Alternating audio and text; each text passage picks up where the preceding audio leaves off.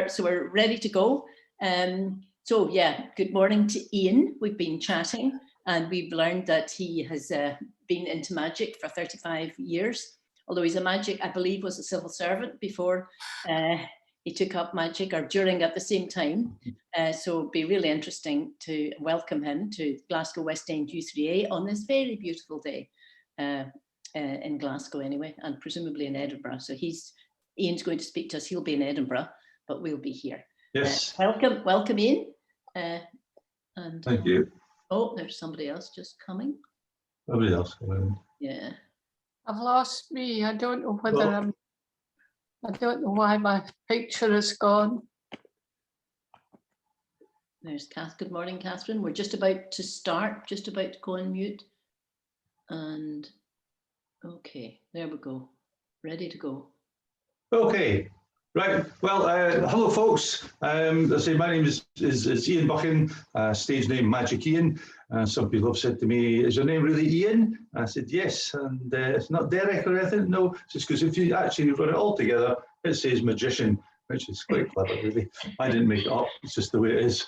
Anyway, I always like to start off with talks with a magic trick. Why not? This is what we're here for. And I'm going to show you the very first trick I ever learned. I was 12 years old. It was Christmas Day. Went down the stairs. Under the tree was this box. I opened it up. It was a magic set. I thought, wow. So I opened it up and I went up to my bedroom and had a look at it. And there was this one trick in it that I've been doing for forever. And I'd like to show you. And what it is, it's a trick with 5 cards. 1, 2, 3, 4, 5 cards. Okay. Now, I was ready to show my family. It was my mum, my dad, and my brother, just the 3 of them. They were all downstairs. They were all sitting in seats, eating sandwiches. And I came down and I said, "I'm going to show you this trick with 1, 2, 3, 4, 5 cards." And what I did is I took one of the cards and I threw it away. I snapped my fingers. And I said, "Look, I've still got 1, 2, 3, 4, 5 cards." They all went absolutely crazy. They all started pumping their arms up in the air. "You are magic, Ian." And we all joined in, folks. We all joined. Oh, I'll start again. Okay, I'll start again.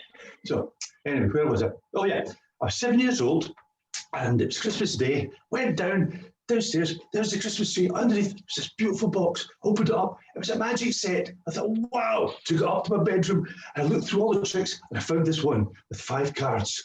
So I thought, I'll go downstairs and I'll show everybody. So I went downstairs. There's about 35 people there. They were all sitting on seats eating sandwiches. And I said, "I'm going to show you this trick with 1, 2, 3, 4, 5 cards." And what I did is I took one card, threw it away. I took a second card, I threw it away. I snapped my fingers, I said, "Watch, look, I've still got 1, 2, 3, 4, 5 cards." They were all going absolutely crazy this time. Yay, yeah. Obviously some of you aren't, so I'll try again. You wouldn't believe how tough this lot. It must, maybe it's lost in the translation across the 40 miles. Anyway, we'll try again. Okay, right. Okay, there's nobody there. Where was I? Oh yeah, I was 3 years old. It was Christmas Day, and I went underneath the Christmas tree, and there was this big box. I opened the box up. It was a magic set. I thought, wow. Took it upstairs, and I rummaged through it, and I found this trick. And I thought, right, I'm going to show you this trick with 5 cards. So I ran down the stairs. There was 475 people there. They were all sitting on sandwiches and eating chairs.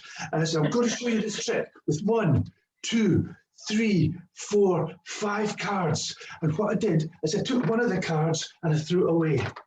I took a second card, I threw it away. I took a third card, I threw it away. I took a fourth card, I threw it away. I took a fifth card, I threw it away. I took a 6th card, I threw it away as well. I took a 7th card, threw it away. I took an 8th card, threw it away. I took away a 9th card, threw it away. I snapped my fingers. You'll never guess. I still had 1, 2, 3, 4, 5 cards, and they all went absolutely wild. Thank you very, very much. But not only that, see, when I looked inside the box later on, all the cards had actually disappeared and vanished. So it was a really good trick after all. Thank you. Right. Anyway, a little bit of fun for you there. So, yes, I was a civil servant for 38 years, and I took up magic actually when I was 30. My brother-in-law lived down in just north of London, a place called Ware. We went down one time with my wife and I, and during dinner on Friday night, my brother-in-law showed me a magic trick. I thought, oh, that's really good. Where did you learn that? He said, oh, there's a little shop in London I went to. I've been watching The Magicians in Covent Garden, and I thought, maybe learn some. So I thought, well, we'll go down there tomorrow. So we went to this shop. It was called Alan Allen's Magic Spot. Now, Alan Allen was Britain's equivalent to Harry Houdini, and he used to do all these escapology tricks. And I bought a book, some cards, a bit of rope, some silks, that sort of thing, things that magicians usually have. And I was practicing away like mad for a few days, and a few weeks went by, and I was learning more and more and more tricks. And my wife, who's a nurse, she came back from work one day and said, I've been telling people about learning magic. And one of the girls said that she had a brother who had moved away, and there was this box of magic books and magazines, and would I be interested? And I said, yeah, it'd be great. Just be that weekend, Christmas Day. So I was looking through all these books, and fantastic. And there was a little advert in it, a little thing, join Edinburgh Magic Circle. So I thought, why not? Give it a try. So I phoned them up and they said, well, you come along and we'll vet you first of all, make sure that you're of good moral standing, and then you can come along and do an audition. Thought, oh, right, an audition, right, I suppose you have to. So I practiced my tricks and went along, did my audition, passed it, and that was great, really, really happy with that. Now, as I was still working in the civil service, I used to practice on my workmates, tea breaks, lunch breaks, when I couldn't be bothered working, because, civil servants are like. Anyway, so I was approached by somebody in the social clubs, and they said, would you do something for us? This is what? I hear you do magic. Could you do a magic show for the kids at Christmas? And I thought, well, I've never actually done a kids show before. No, you'll be fine. You'll be fine. Yeah, okay. So I went to speak to one of the chaps at the circle. He said, we'll get you sorted. We'll get some props and all that for you. You can be all ready to do a show. So I practiced away. And then I thought, what do I wear? And I had no idea. But I actually have got a photograph of the very first show I ever did. This is December 1986. And Mcgee was born, and I have to make apologies for this. Some of you ladies may have to calm yourselves because I was only 30 at the time. There we go. There is young Mcgee, yes, wearing a fez. He dyed the front of my hair because I could at the time. I had a flashing bow tie, the obligatory red silk handkerchief in the top pocket, and a suit that I could only dream about wearing now. Anyway, so that was me, ready to do my first magic show. It seemed to go okay. I didn't think it was very good. However, you got to start somewhere. And then people started coming to me, what did you do? We Johnny's birthday party, and all this sort of came about through that. And I thought, well, I better get some props of my own, some magic to entertain children. Now, every February, thousands of magicians go down to sunny Blackpool. I'll take the sunny bit out of that. It's February in Blackpool. It's never sunny. Anyway, we go down to Blackpool where they have the largest magic convention in the world. Back in the day, we used to get up at 4 o'clock in the morning, drive all the way down to Blackpool to get there for 9 o'clock and rush in. We'd buy new tricks and see lectures, and in the evening there'd be a gala show. And then after that, back in the car. I'll be back up to Edinburgh again, because it's a lot simpler now. For a start, it lasts for 3 days, and we get the train and stay overnight. But this is where we could get all the new tricks. So I was very, very lucky. I had flexi time at work, so I could do jobs at other times of the year, like June, when the schools break up, in the nursery. Shows to do, and just little gifts for the kids for being so good during the year. They didn't get this little gift that they gifted me. And in August, I would take a lot of time off to work the Edinburgh Fringe. Now, I wasn't doing a show, but I was making balloon models. So if ever you've been to the Fringe, you'd see somebody stood at a big umbrella and a stand doing these intricate balloon models. These are the sort of things that I would do there. There's like cartoon characters and all that sort of things. And so I did that for about 25 years. I gave it up a couple of years ago. I just thought it's a young man's job now. I'll sit back and enjoy the festival. So I'm very fortunate that I've been able to work in great places like Edinburgh Castle, in the Grand Hall, doing shows there. And I was doing a birthday party once in one of the colonies houses that we have, and a few of these in Edinburgh. And it was an upstairs flat.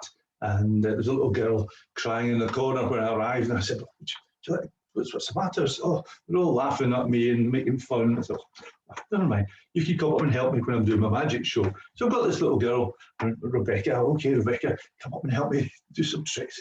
And if you've ever been to any magic shows in a birthday party, usually find that all the parents that congregate in the bar, in the kitchen, because in fact that's where the bar is, and every so often they'll pop in and out.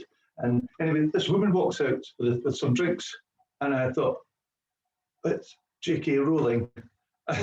So yes, she was. She used to live in a house in these colonies before she became very, very famous. And there she was serving drinks to the wee kids. And so if you ever sort of wondered where she got her inspiration from as a magician, it was probably me. I'd like to tell that story. Anyway, so I've done some consultation for films and just for card work, that sort of thing. One of them being I don't know if you remember the film called The Wicker Man with Christopher Lee and Edward Woodward. Became a cult movie, very strange film. Britt Ekland was in it as well. And anyway, I was asked by Robin Hardy, the director, if I could do some card work for a new film that he was doing. So it was being filmed in Pathhead, which was just outside Edinburgh. And I went along there, met the young actor, Henry Garrett, and I was showing him some things that we could do. And gave the day of the filming, I went along again and I set it all up for him, and then I was asked if I could sit in a corner at the bar there with a fake beer and a fake whiskey, and got my moment of fame on movies as an extra. And I was all excited about seeing this film in the big screen. Yay! Bring the family along and see it. Anyway, it went straight to DVD, which is a bit of a disappointment, but it was an experience in itself. So I would like to start now to talk about the first magician I recall on the television. Now, this was way back in black and white, of course, and I wasn't really into magic as a small boy, or not even up to my 30s. I was more interested in music. I played in bands and sang and things like that. But I do remember seeing this man on television, and this was none other than David Nixon. There he is. He's got a bow tie, so I was obviously doing something right there. He's got a hanky in the top pocket, and you'll notice he's got the same skin-coloured wig that I have been adorning for a number of years. Anyway, David Nixon was born in 1919 in Westcliff-on-Sea, and as a very small boy, he learned some magic from his father. His father was a lawyer and a magic hobbyist. So young David took this up. He loved this, and he was learning all these tricks, trying to fool all his friends at school, etc. And when he was a little bit older, at the age of 19, he joined the Magic Circle in London. He was one of the youngest members to have joined. And of course, when the war came about, young David couldn't take part in any active service because he had pneumonia when he was a small child. So he joined ENSA, the entertainment group who used to travel around the world entertaining the troops, putting on parties so that they could all have some sort of relief from the war. And he did about 27 countries, I think. He was very, very popular with his magic act. But when he came back from the war, he got himself a residency in the London Casino. And it was there that he started to do some proper magic shows for paying customers. And he also sang and danced at the theatre as well. So he was a bit of an all-rounder, really. But his television debut didn't come in the form of a magic show, but in the show What's My Line? Remember the show, which was introduced by Eamon Andrews, and this was in 1954. And there used to be a panel of guests to be David himself, Barbara Kelly, Lady Isabel Barnett, Gilbert Harding, and of course a member of the public would come in, and the panel had to try and guess what it was that this person did. Now, David was a very eloquent man, and obviously a very, very smart gentleman. And he also was doing promotion for other shows such as Candid Camera and Comedy Bandstand. But he got his big break. His big break was the 1962 show Tricks and Nixon. And of course, he had the wonderful Anita Harris as his assistant, and he brought magic to the general populace, and became one of the top entertainers at that time. Now, I said, Anita Harris, I mean, a beautiful, beautiful girl, but he also had somebody else in the show who wasn't quite so handsome. In fact, he was quite hairy, a bit of a big long nose, and a big bushy tail. Yes, it was Basil Brush. Basil Brush made his debut in the David Nixon show and became a very popular spot, and of course went off to do his own shows when he was as an actor on his own. Now, I've meant to mention that David Nixon also used to have a partner back in the day, Norman Wisdom. Yes, Norman Wisdom and they had formed a partnership in Scarborough doing variety, and they had a very, very good relationship. But of course, when David started to get more fame, Norman went off to do his own bit and got a good career for himself. Now, something that people don't know about David Nixon is that he was also a very accomplished musician. He played the double bass and he played the keyboards. Now, he and his father-in-law were instrumental, I say that's a pun there, they were instrumental in inventing a new keyboard machine called the Meletron.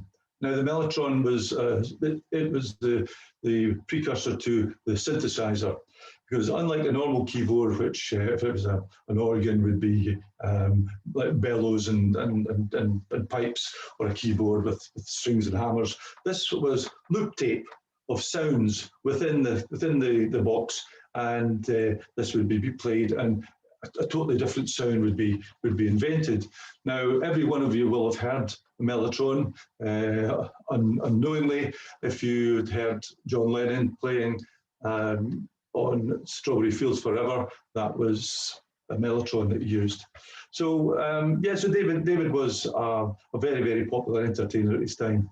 Now, when I'm doing these talks, I always like to teach somebody, in fact, all of you, a little magic trick. Would you all like to learn that? That would be good. You can show your family later on. So all you're going to need for this is a handkerchief. Any colour will do as long as it's white.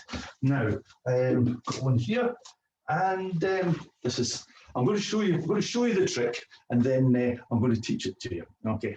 Now, so you come out on the stage like this, and you bring your family in front of you, and you wave the hanky around like this, and you go, ooh, way. Ah, somebody last night was going, but I think they just eat the whole box of After 8 minutes. Anyway, so we're like this. And there's a very good reason for this, which I'll come to later on. Okay, so you take the silk handkerchief, okay, or an ordinary handkerchief, just any kind, as long as it's white, and you put it into your hand like this. And then you shove it into the top of your hand, just like this, okay, just like that. Snap your fingers, and it comes out a different colour. Yes, brilliant. So you keep doing this, push it all the way in. It's like this, or like this, in the top, in the red, in white, comes out red, in white, all the way, like that, like that. And that's you. Ta-da! You've done it. Thank you very much. Yay.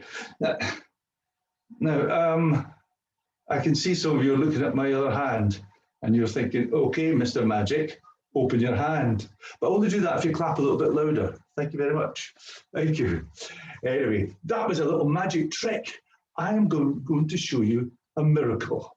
So I'm going to get somebody up here. Eleanor, hello, could you unmute yourself for me? Could you help me, please?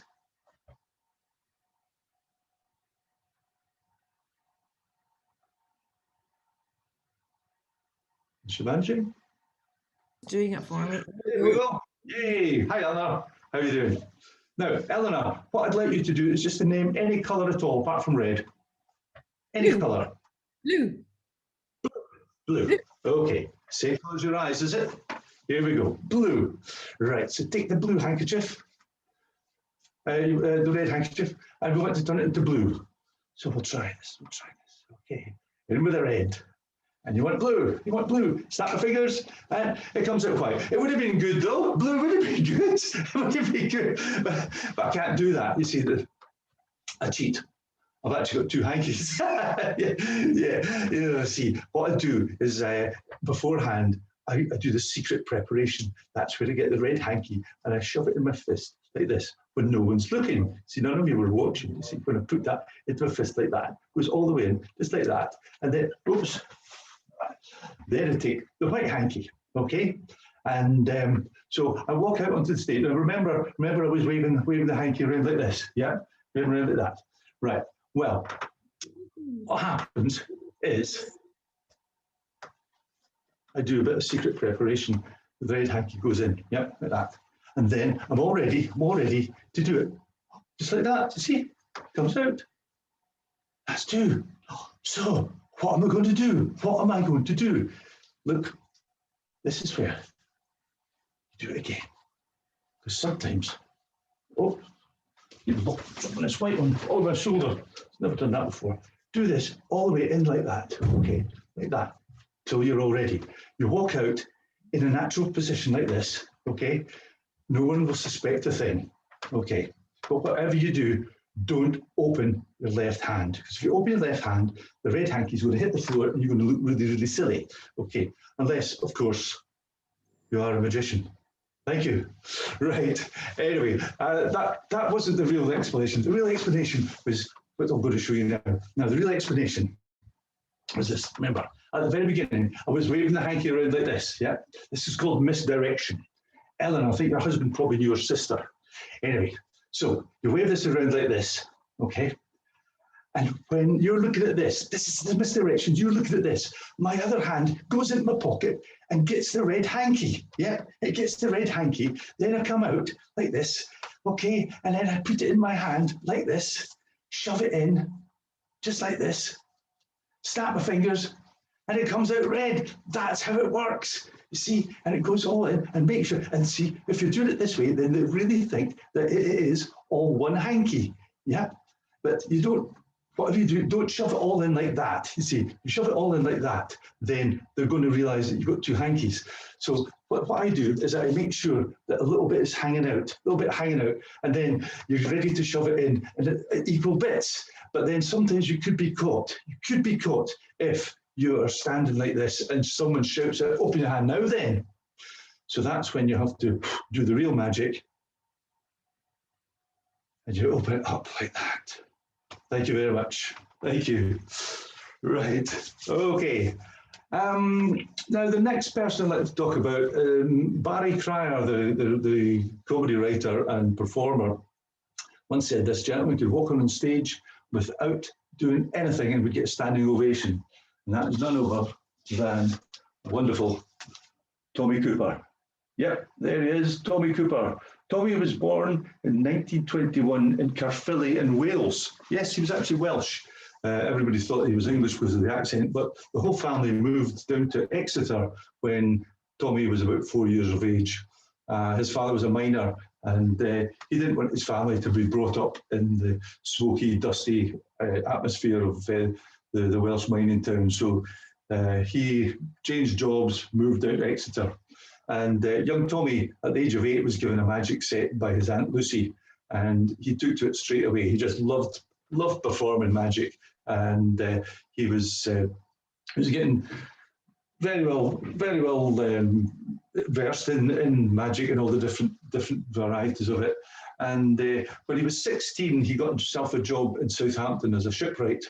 And he was asked one day, a bit like myself, somebody came up and said, would you do a show for the guys in the works canteen at Christmas?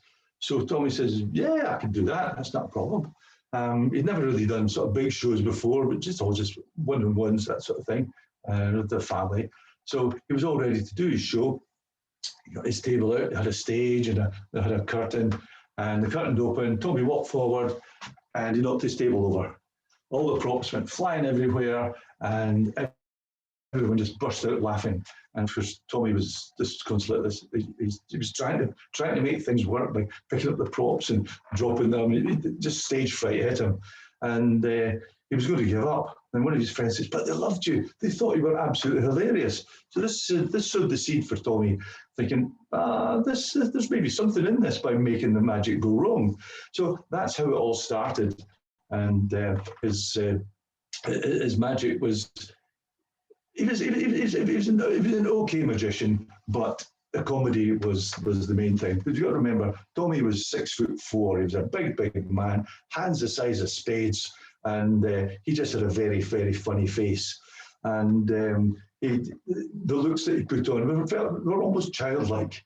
Excuse me. Yes, he looked childlike, looking at these props and wondering what to do with them, and it was just a wonderful act. Now, when the war came about, he joined the Royal Guards, Horse Guards, and could you imagine a great big 6'4" Tommy sitting on a horse? His legs would be almost splaying, but he soldiered on, as we'd say, and unfortunately he got wounded, and he had to go to field hospital, where he was the life and soul of the party there, cheering up all the troops that had been wounded. And of course, after that, he couldn't go to take part in active service, so he also joined ENSA. And it was while he was over in Cairo entertaining General Montgomery and the Desert Rats. He was in a hotel, and all these chaps were there, and he used to obviously love getting the officers up and just taking the mickey out of them. He was dressed in his normal outfit, but he'd forgotten one thing. He'd forgotten his pith helmet, and so he grabbed a fez off somebody. It was a waiter, and put it on his head, because everyone just thought this was hilarious. And the rest is history. The fez became Tommy's thing, and it's actually the fez is actually an icon of British comedy. If anyone sees a fez, they immediately go to Tommy Cooper. Now, when Tommy came back from the war, he got a residency in 1947 in the Windmill Theatre in London, and he was very, very busy there. He was one of the hardest working entertainers, and he did something like 52 shows in a week. He'd also nip off into clubs and do a 15-minute act. Some of these smoky joints, if you see a film of them in the 60s, were very, very smoky. And anyway, he was getting quite a reputation for being such a hard worker. And in 1948, he got his television debut in a show called Next to You. And of course, this brought Tommy to the British populace and further afield too. His name spread over to America, and he was invited to go over to work in Las Vegas in the famous Flamingo Casino. The Flamingo Casino was built and owned by none other than Bugsy Siegel, who was one of the top mafia bosses who ran Vegas in the 60s. And if you've ever seen the film Casino with Robert De Niro, that was based on the Bugsy Siegel story. Now, whilst he was there, Tommy met all these people like Frank Sinatra, Dean Martin, Sammy Davis, and they all loved him. Now, comedy doesn't always travel from one country to another, especially from Britain to America and vice versa. But Tommy's act was universal. It was just universally funny. And they were trying to persuade Tommy to come and to try and get a proper residency in America. But I don't think Tommy liked the beer so much, because he did like a pint. And he thought, well, I've got plenty of work back home. I'm so busy that I'll come over every so often, maybe do the odd gig. Now, on his first trip back home from Vegas, he had to stop off to do a slot in the famous Ed Sullivan Show, which, of course, the Beatles had gained their fame from. And as the plane landed in New York, Tommy was told to say the story how he landed at the airport and thousands of people were there and they were all cheering and shouting. And he says, well, if you don't believe me, ask Marlon Brando, because he was standing next to me. So he was very, very popular. And Ed Sullivan said that he's actually one of the most popular and best entertainers that he had on his show. Now, when it came to coming back home, of course, Tommy was getting lots of work on television because weekend television gave him shows from 1968 to 1972, and then Thames Television took it on from there through to 1980. And these shows were great. He also had Anita Harris helping out as well, and it was a wonderful show. Now, unfortunately, I never got the chance to see Tommy because he passed away on stage in 1984, just when I started to get into magic.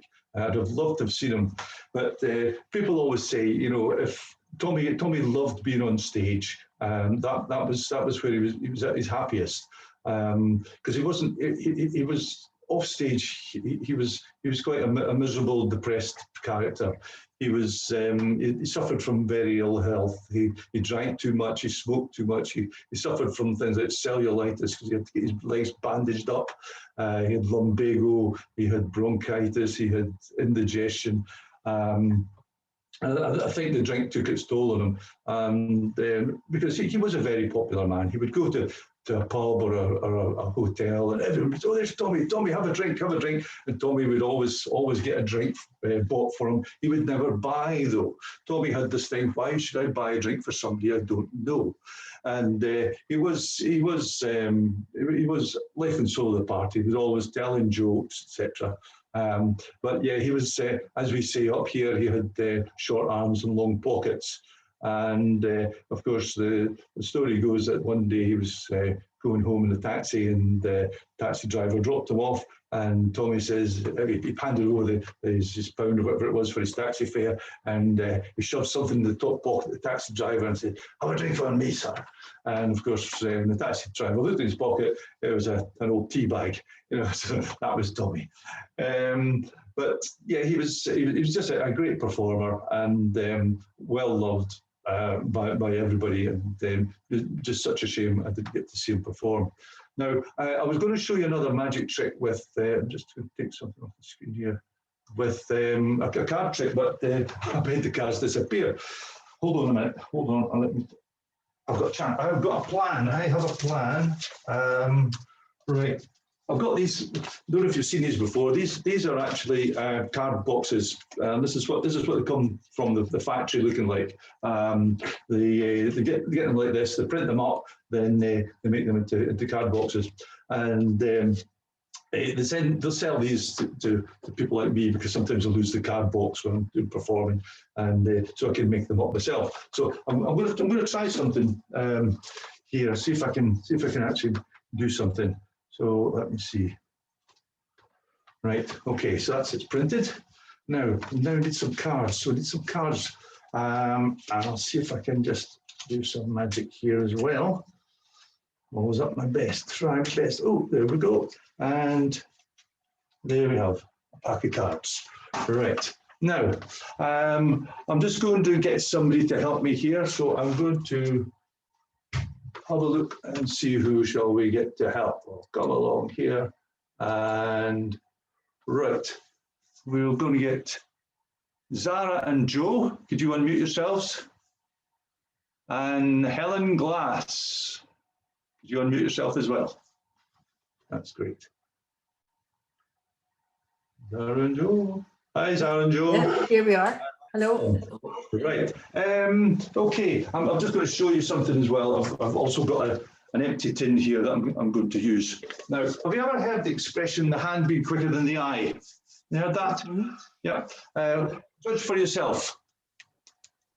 The hand, obviously, yeah. So what I'm going to do here is I'm going to get Helen, first of all. I want you to just imagine in front of you a pack of cards, okay? Now, I don't want to think of the suit or the colour, just the value. So it could be an ace through to king. What value would you like? 7. 7. Okay, right. Now, Joe, it's your turn now. Joe, red or black? Black.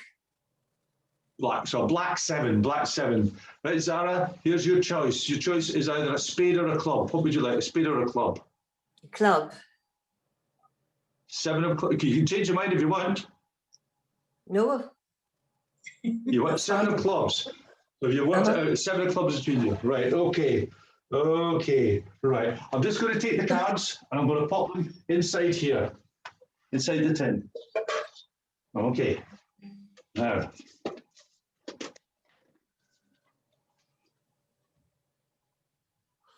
Story Cooper says this one does the same. Anyway, here we go. 7 of clubs.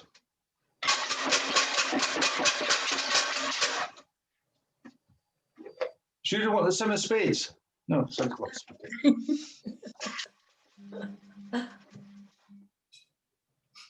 Right, let's have a look. See if my magic fingers have done the job. 7 of clubs. Let's have a look. One card alone, face down in the pack. You chose it. 7 of clubs. Thank you very much. Thank you. Right. Now the next question you're going to like, not a lot, but you're going to like him. And of course, you've guessed already, it's the wonderful Mr. Paul Daniels. Yes, there he is, bow tie, yeah. Paul Daniels. Edward Newton Daniels. He was born in 1938 in Middlesbrough, and as a very young lad, he became very interested in magic through books in the library, etc. And his father was a projectionist in the cinema, and also very, very good with his hands, and he used to make him props. So young Paul, at the age of 11, was going out doing birthday parties and working social clubs, youth clubs, entertaining children, not much younger than he was. And he thoroughly enjoyed doing this. And when he left school, he got himself a job as an office clerk, junior, for the council, which he hated. But then, of course, being of an age that he was, and the period he was called up for national service. And he was fortunate to be transported all the way over to Hong Kong, which he absolutely loved. It was just a great insight for somebody from the northeast of England to see something like Hong Kong. And he would be entertaining all his friends and anyone that was care to see a magic trick. So at the end of his service, he came back, and obviously not wanting to go back to the boring job of being in an office. He got himself a little grocer business. Apples and pears, great, fantastic. Do this during the day, and in the evening he could go off and work in the clubs. Now, the northeast of England at that time was full of working men's clubs, miners' welfares, that sort of thing. And as you may know, these places can be a very, very hard place to get an apprenticeship. Working in these clubs, there's a lot of drinking going on and a lot of heckling and that sort of thing. Very, very, very hard apprenticeship for him. And one night he'd actually gone on stage, and everybody was just sitting like this. Not a cheep, not a titter, nothing. And he walked off, and just like, that was terrible.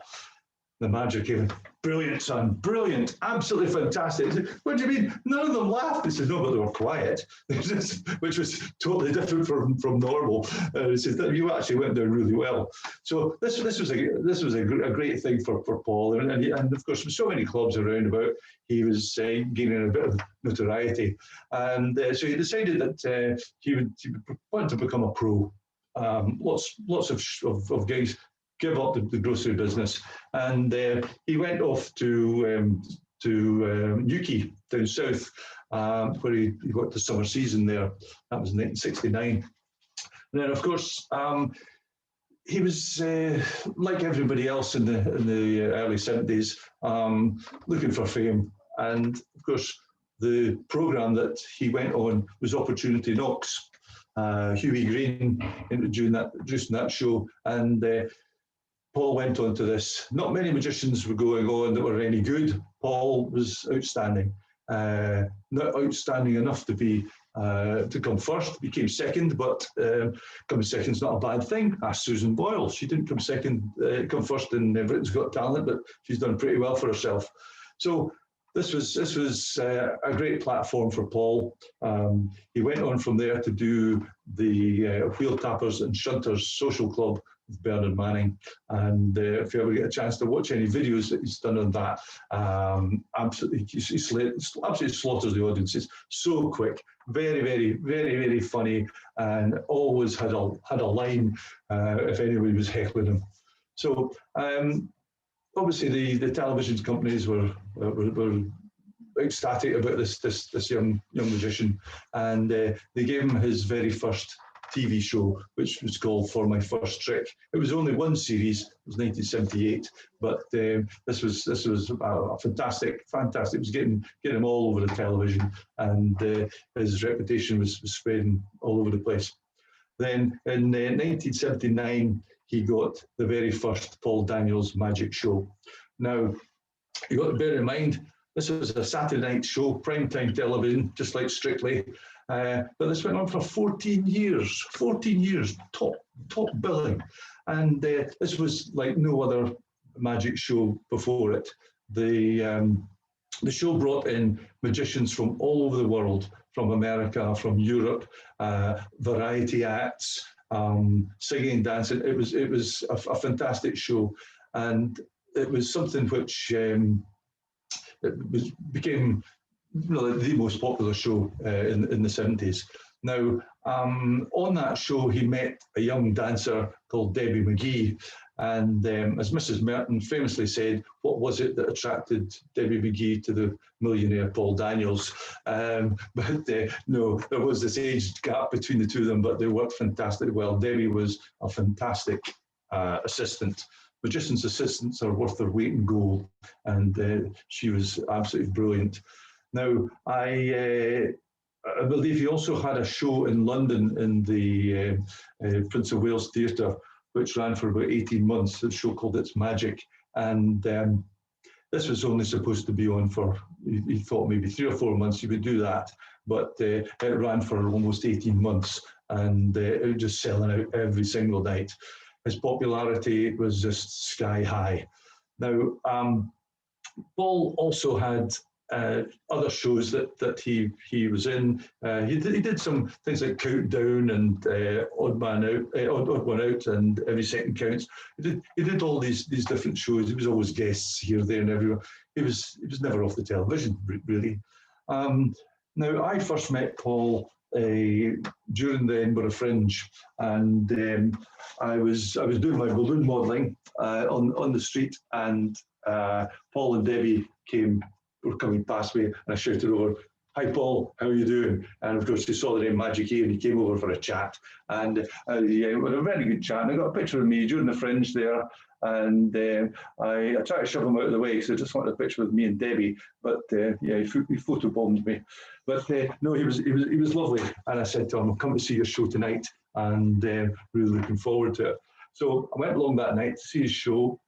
And at the end of it, I went down to the bar, sitting down having a drink, and Paul came in with a friend of his, and the friend I was with, he motioned to the other guy, come and join us.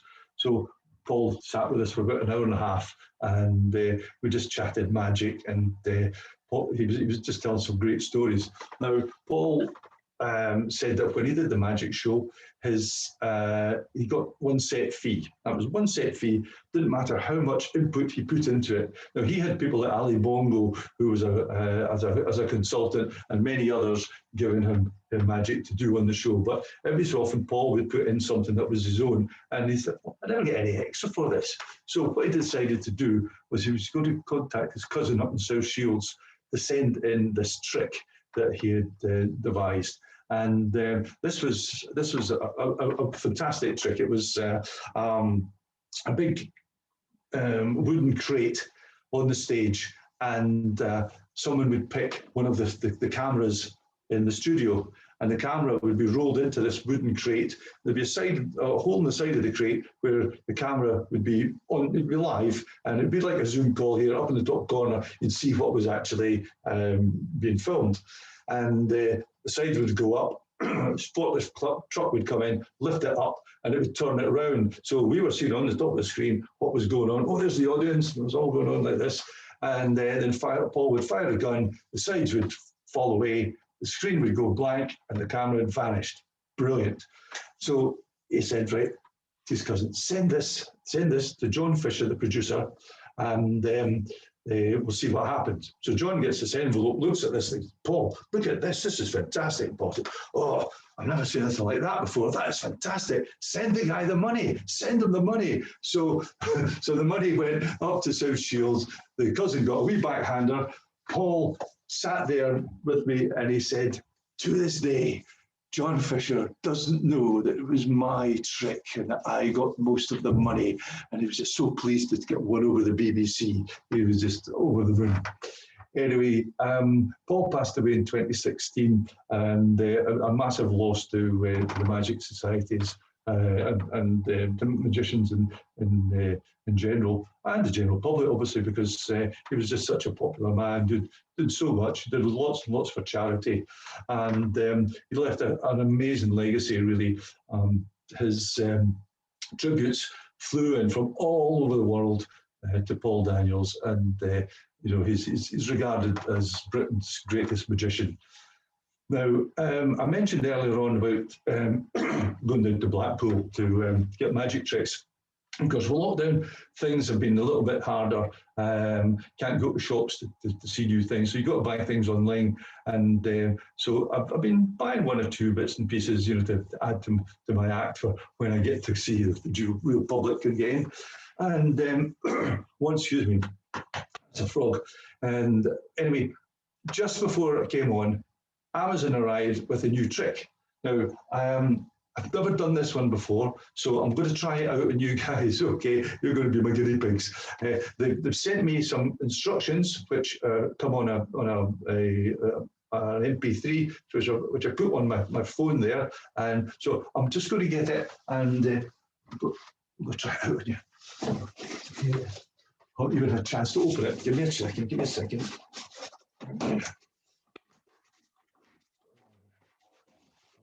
Here we go. Oh. All right. Okay. Right. Okay. Right. Let's get the instructions on. Here we go.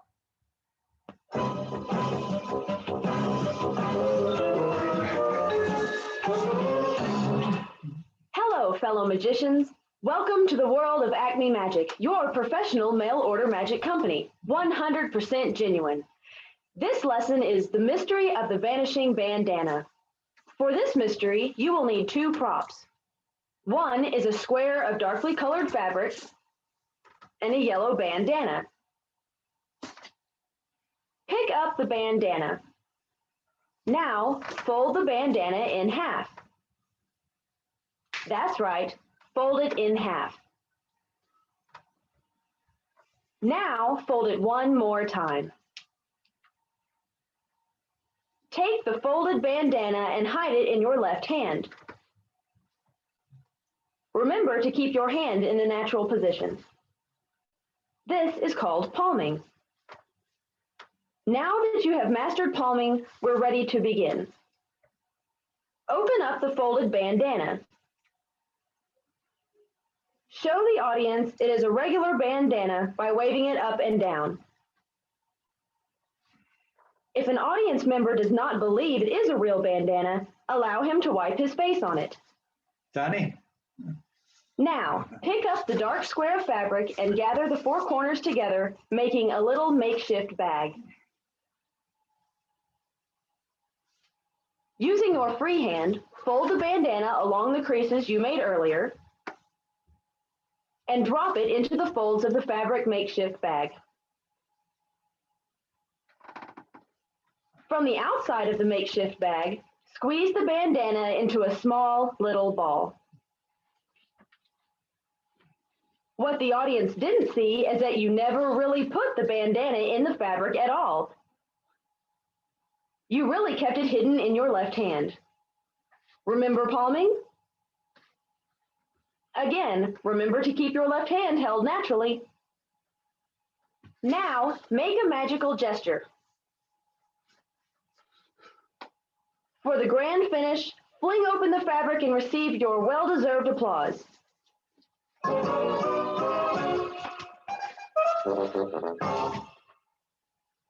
And remember, a magician never tells the secret.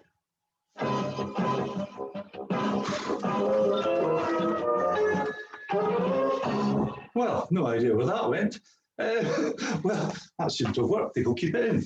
Well, folks, thank you very, very much for watching my talk. I hope you found it informative and entertaining as well. And I'd like to thank you all very much for my assistants for coming along to help me here. You know, all did very, very well. So if you would like to unmute yourselves and maybe have a chat. Thank you very much. Thank you. Thank you very much indeed. Has anybody got any questions, observations from Ian? That was very entertaining. Thank you very much. Any questions or thoughts or from anyone? There's usually somebody that asks, how did you do such and such a trick? Yeah, I want to know where the banana went to. So do I. I'll work that one out, yeah. No, I was doing a show the last week there, and I did the silk trick, and some guy said, well, so how did you do that? And I said, if I told you how I did that, I'd have to kill you. He says, well, tell my wife.